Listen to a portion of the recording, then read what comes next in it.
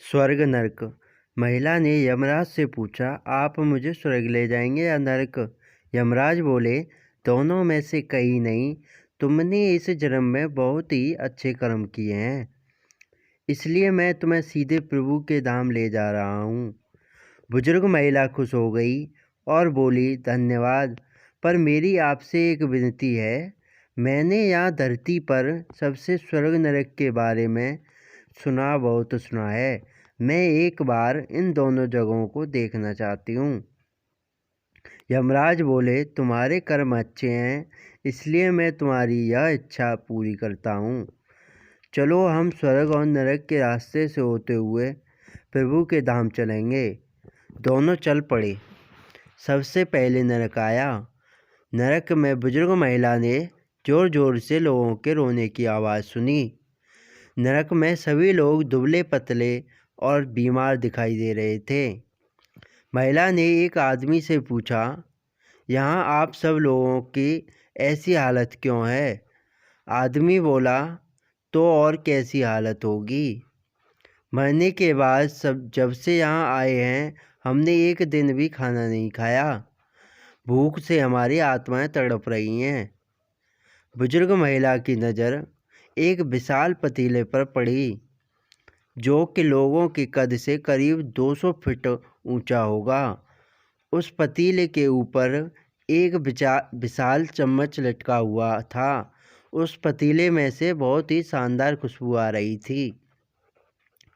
बुजुर्ग महिला ने उस आदमी से पूछा, इस पतीले में क्या है? आदमी मायूस होकर बोला, ये पतीला बहुत ही स्वादिष्ट खीर से हर समय भरा रहता है। बुजुर्ग महिला ने हैरानी से पूछा, इसमें खीर है तो आप लोग पेट भर के ये खीर खाते क्यों नहीं? भूख से क्यों तड़प रहे हैं? आदमी रो रो कर बोलने लगा, कैसे खाएं? ये पतीला 200 फीट ऊंचा है। हम में से कोई भी उस पतीले तक नहीं पहुंच पाता। बुजुर्ग महिला को उन पर तरस आ गया। सोचने लगी, बेचारे खीर का पतीला होते हुए भी भूख से बेहाल हैं।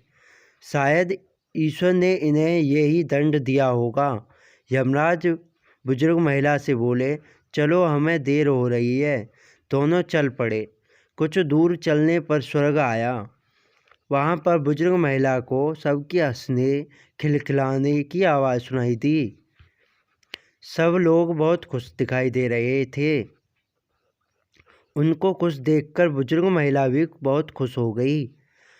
पर वहाँ स्वर्ग में भी बुजुर्ग महिला की नज़र वैसे ही 200 फीट ऊंचे पतीले पर पड़ी, जैसा नरक में था।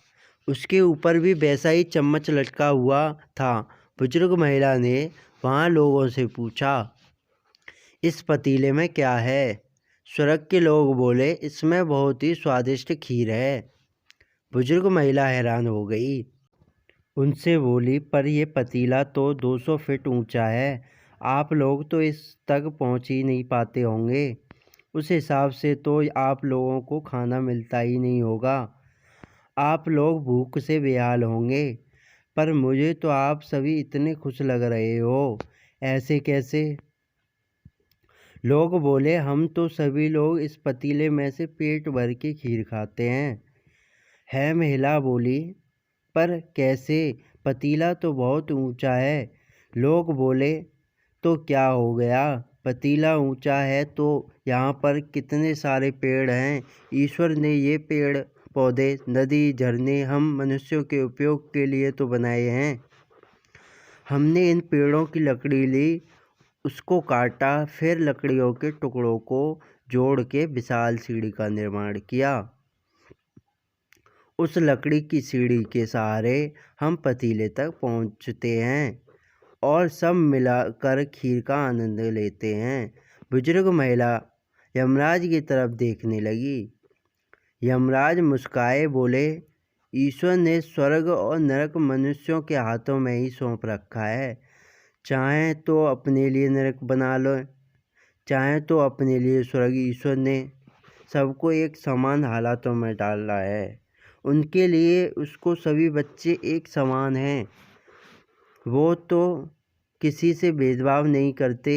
वहाँ नरक में भी पेड़ पौधे सब थे, पर वो लोग खुद ही आलसी हैं, उन्हें खीर हाथ में चाहिए।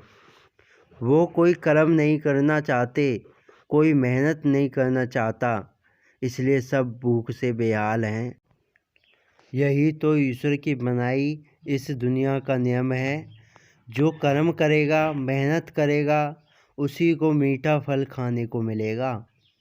अर्थात स्वर्ग एवं नरक आपके हाथ में ही है।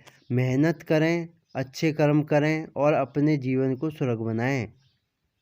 अगर आपको यह प्रेरक कहानी पसंद है तो कृपया शेयर, लाइक या कमेंट ज़रूर करें और सब्सक्राइब भी ज़रूर करें। धन्यवाद।